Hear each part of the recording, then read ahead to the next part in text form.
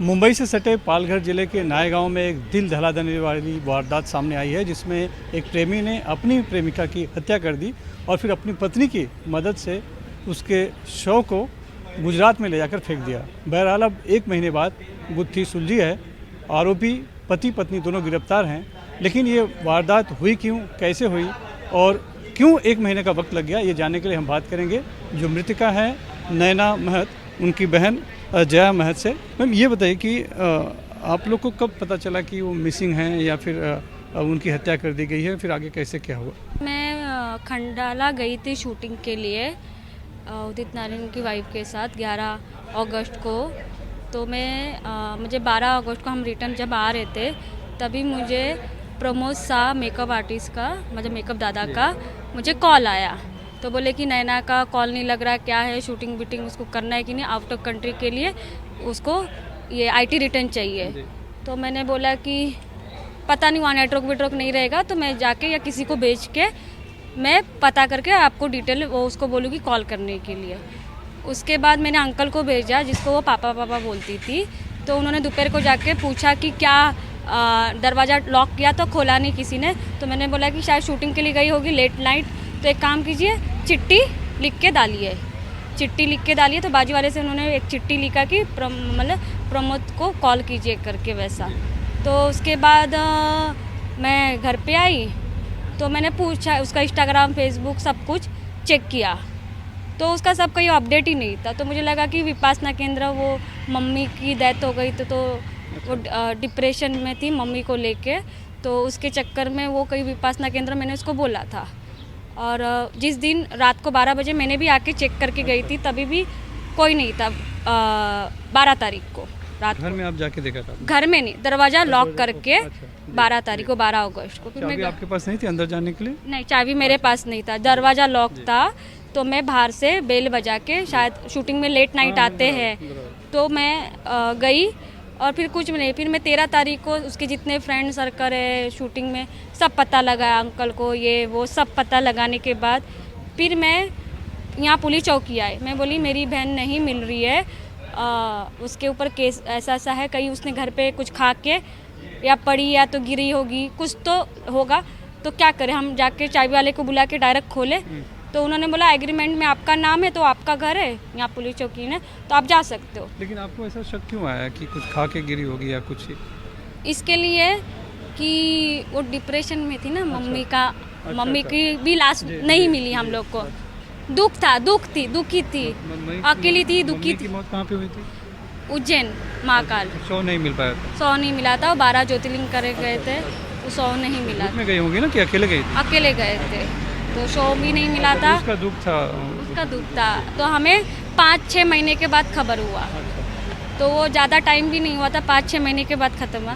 तो डिप्रेशन में सी थी। और वो मनोहर का कुछ बात मुझे बताती थी कि दीदी उसको सज़ा मिलेगी कि नहीं, मुझे इंसाफ मिलेगा कि नहीं। मेरे को कैसा जैसे जैसे चीज़ें याद आ रही ना। मनोहर को सज़ा मिलेगी नहीं ऐसा क्यों पूछती थी वो? उसने 2019 में उसकी बीबी और वो और उसका छोटा जो बच्चा है, वो बोले कि चलो अपन घूमने जाते मंदिर दर्शन करने के लिए। तो बोले कि उन लोग घूमने गए, वहाँ पे घूमने गए तो उसको खाना पीना सब खिलाया, उसका फ़ोन लिया।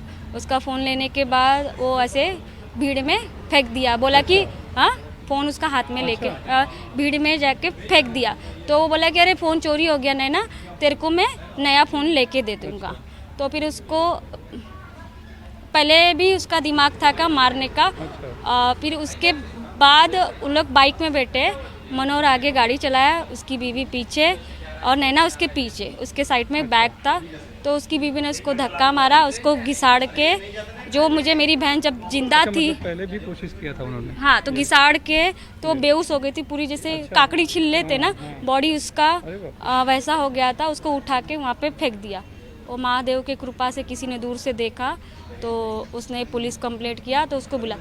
कुछ कार्रवाई नहीं हुई थी उस पर? उसको कार्रवाई चल रही थी और नहीं भी चल रही थी, तो वो सोचती थी उसको क्यों नहीं सजा मिल रहा है। वो वकील के पास भी गई थी। वो परेशान थी आपका कहना है? परेशान थी। फिर आगे क्या हुआ? इस पुलिस ने क्या किया?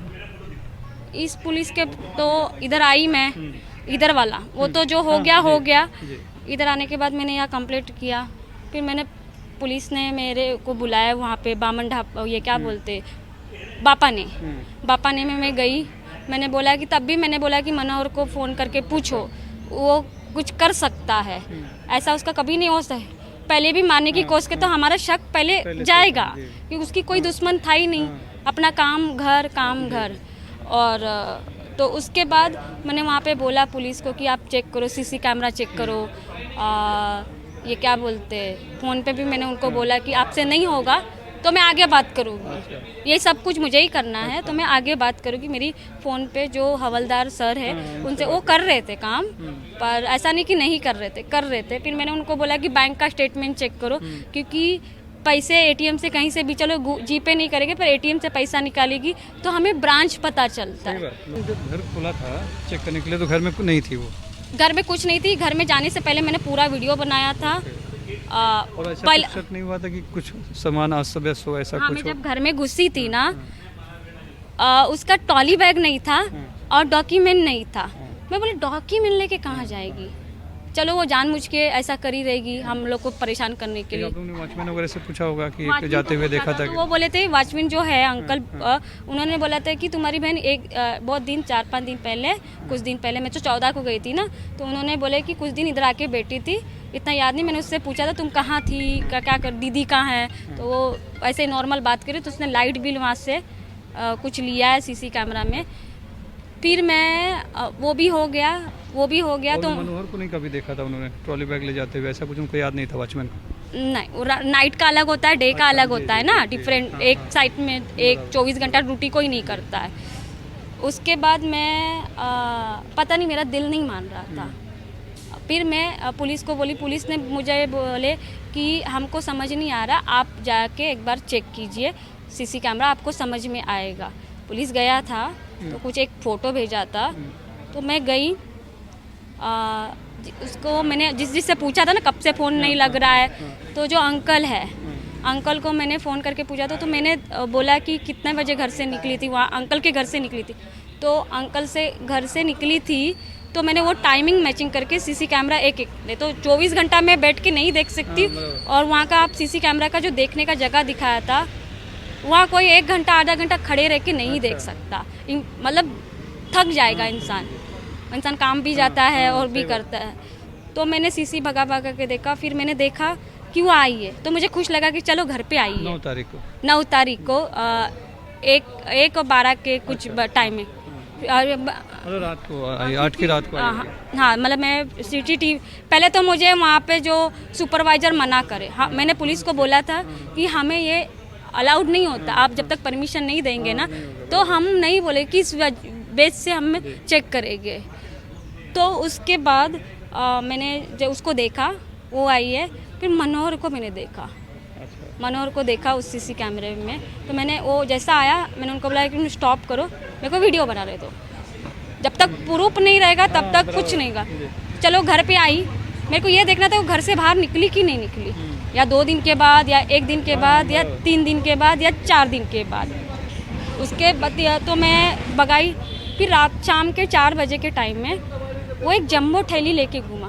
मतलब जम्बो थैली लेके गया, उसका बर्थडे था, उसके जिस दिन 10 तारीख को उसका बर्थडे था, 9 तारीख को वो जो हुआ, अभी जब पता चला तो 10 तारीख को उसका बर्थडे था, बट जन्मदिन था। वो 28 की पूरी हो रही 90 मर्डर कर दिया था, लेकिन 10 को उसका बर्थडे था, बस था। हाँ, तो जन्मदिन के 1 दिन पहले वो सब हुआ। फिर मैंने वो जम्बो थैली उसका लेते हुए रखा गया। फिर मैंने बोला कि चलो अभी ये तो मिल गया, शायद घर में रहेगी, वो तो अकेले।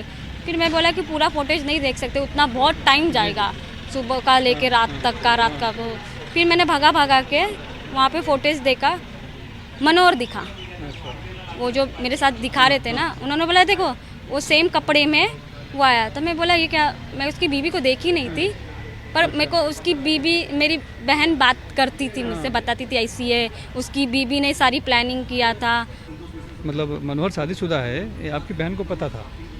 इसके पहले बावजूद शादीशुदा नहीं था। अच्छा, जब ये शूटिंग में काम करते हैं, हाँ, जब इसका कुछ अफेयर था या तब शादीशुदा नहीं था। उसके बाद वो शादीशुदा था।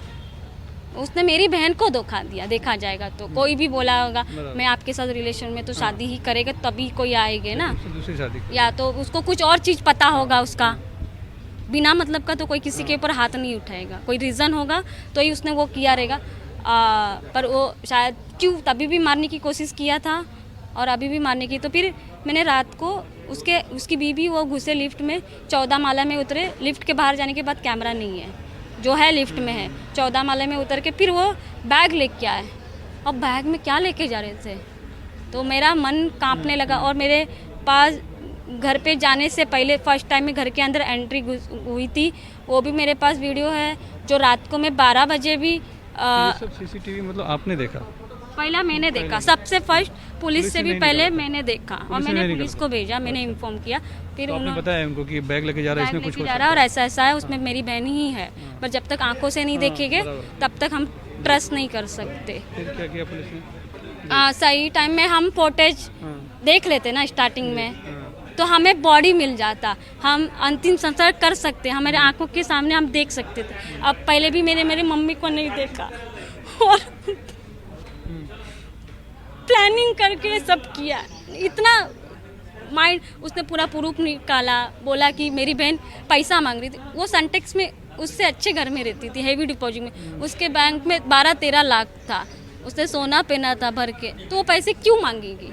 वो उल्टा वो मेरी बहन से पैसा मांगता था, इमोशनल, मेरा ये रे, मेरा बच्चा है। कि आपने बता दिया, पुलिस पे शक जाहिर कर दिया कि ये ट्रॉली लेके जा रहा है बैग, तो इसमें हो सकता है। हाँ। उसके बाद पुलिस ने कैसे शव तक पहुंची, कैसे बरामद किया और आपने कैसे पहचाना कि आपकी बहन का ही शव होगा, क्योंकि वो बहुत सड़ चुका था जो बता रहे? वो जो कपड़ा पहन के गई थी ना, वो कपड़ा और जो चादर मेरे घर का, मैं उस घर पे रहती थी, ऐसा नहीं कि नहीं रहती थी, लोगों ने बोला है कि लिव इन रिलेशन रहती थी, रहना और कोई किसी के घर पे आना तो मेहमान होता, दोनों में डिफरेंट होता है। दोनों में प्रेम था एक दूसरे से?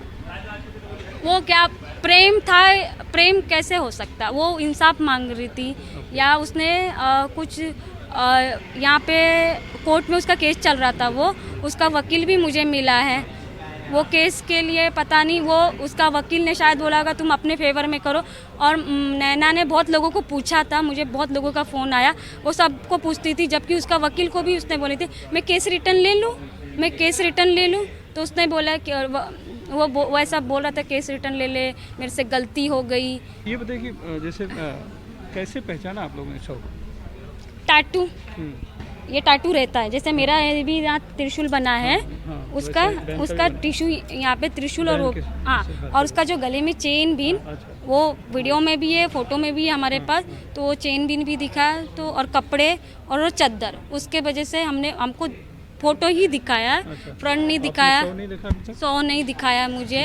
अब मैं पुलिस को मतलब पूछ रही हूँ, तो वो बोल रहे हैं उन्होंने वहाँ लाश जलाया है या अंतिम संस्कार वो मीडिया में डाला था कि मेरे को वहाँ से गुजरात से फ़ोन आया, तो बोले नहीं हमारे प्रोसेस ऐसा है, तो मैंने बोला कानून तो ऐसा रहता है ना, कल मुझे वहाँ पे भी बुलाया गया है ऐसा।